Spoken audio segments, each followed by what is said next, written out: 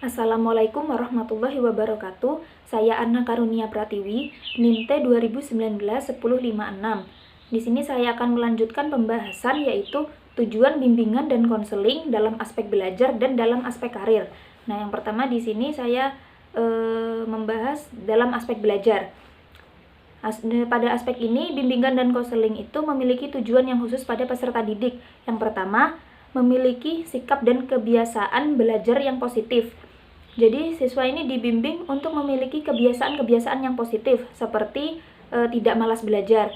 Nah, agar tingkat kemampuan belajarnya ini dapat meningkat dengan baik. Lalu, yang kedua, memiliki motivasi yang tinggi. Motivasi itu kan juga diperlukan oleh peserta didik.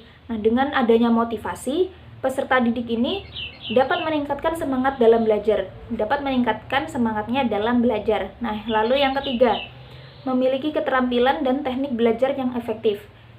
Terkadang siswa itu masih bingung dengan jati diri dan kemampuan pribadi mereka.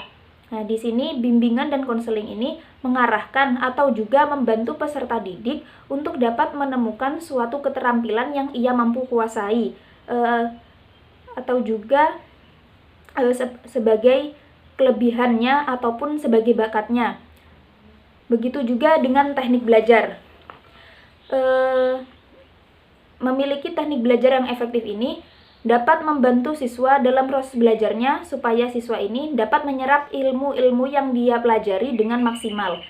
Lalu yang keempat, memiliki kesiapan mental dan kemampuan untuk menghadapi ujian. Bimbingan dan konseling atau BK juga membantu para siswanya dalam hal tersebut.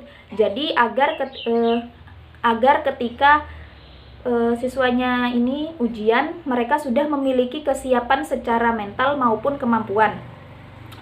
Selanjutnya, tujuan bimbingan dan konseling dalam aspek karir. Yang pertama, memiliki pemahaman yang terkait dengan bidang ataupun jenis pekerjaan.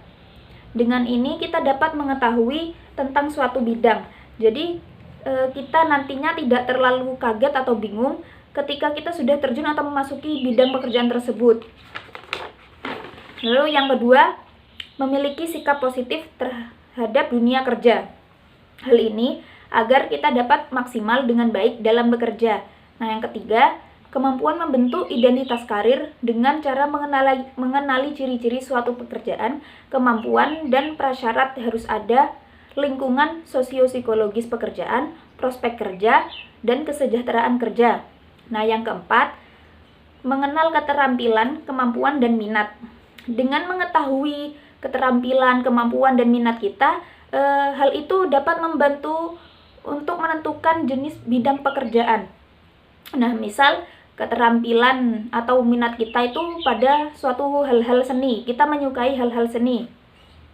Nah, ini bisa menjadi acuan untuk memilih pekerjaan kita nanti. Misalnya kita bisa menjadi seorang guru seni atau menjadi seniman dan lain sebagainya. Kurang lebih seperti itu.